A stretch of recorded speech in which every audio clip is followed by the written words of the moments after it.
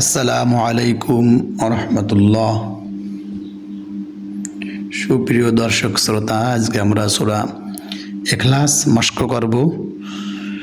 সুন্দর করে বানান সহ করে পড়ার চেষ্টা করব। আসুন শুরু করি। বিসমিল্লাহির রহমানির রহিম। কুল হুয়াল্লাহু আহাদ।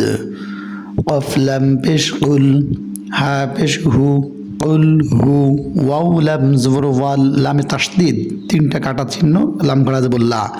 এই তাসদীদের যেটা হরফ থাকে, এটা ডানে যে হরফ থাকে তার সঙ্গে একবার উচ্চারণ করতে হয়, এবং যার উপরে তাসদীদ চিহ্ন তার সঙ্গে আরেকবার উচ্চারণ করতে হয়। তাহলে উচ্চারণটা কি হবে? ওয়াও লাম জবর ওয়াল, লাম খাড়া জবর লা, হু আল্লাহ, হা পেশ হু, হুয়াল্লাহু, কুল হুয়াল্লাহু, হামজা জবর আ, হা জবর হা, আহা, দাল দুই পেশ দুন, আহাদুন। যখন দালের উপর অক্ফ করব তখন এই দালে সাকিন হয়ে যাবে। তাহলে আমরা বলবো কি? আহাদ। কুল হুয়াল্লাহু আহাদ। আহাদ দালে এটা কলকলা হরফ। কলকলা হরফ কয়টি? 5টি। কফ, ত, বা, জিম, দাল।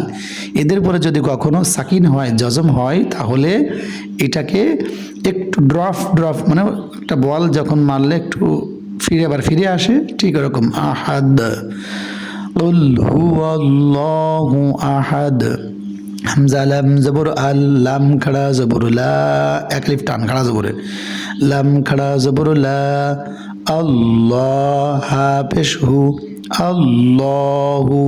এই হা আবার ধরেছে কাকে? সৎকে। তাহলে হা সৎ পেশ হু, সৎ জবর স, আল্লাহু স, মিম জবর মা, দাল পেশ দু। এই পেশ আছে, অক্ফ করলে মিম দাল জবর মাদ হয়ে যাবে, কারণ অক্ফ করলে যে অক্ষর থাকে ওইটা সাকিনে পরিণত হয়। আল্লাহু সামাদ, সামাদ এই দালে কলকলা, আল্লাহু সামাদ। লাম মিম জবর লাম, ইয়া জবর ইয়া, লাম ইয়া, লাম দাল জের লিদ, লাম ইয়ালিদ, লাম ইয়ালিদ।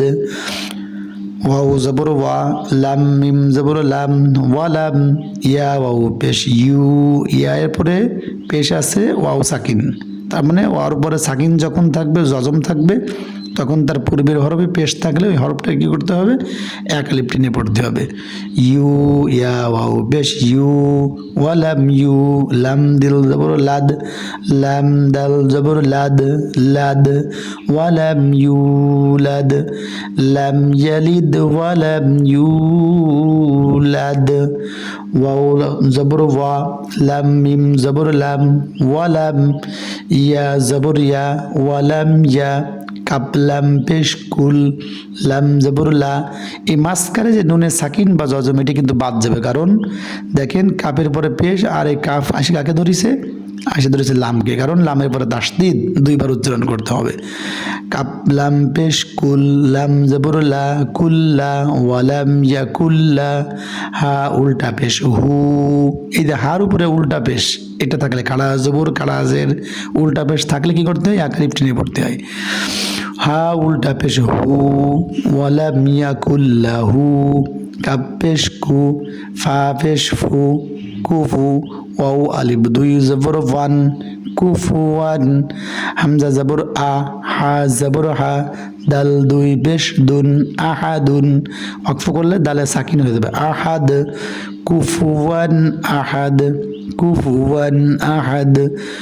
ওয়ালাম ইয়াকুল্লাহু কুফুয়ান আহাদ, ওয়ালাম ইয়াকুল্লাহু কুফুয়ান আহাদ। বিসমিল্লাহির রহমানির রহিম। কুল হুয়াল্লাহু আহাদ, আল্লাহুস সামাদ, লাম ইয়ালিদ ওয়ালাম ইউলাদ, ওয়ালাম ইয়াকুল লাহু কুফুয়ান আহাদ।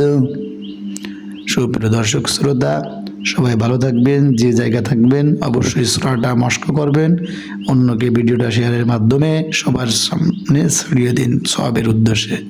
আসসালামু আলাইকুম ওয়া রাহমাতুল্লাহ।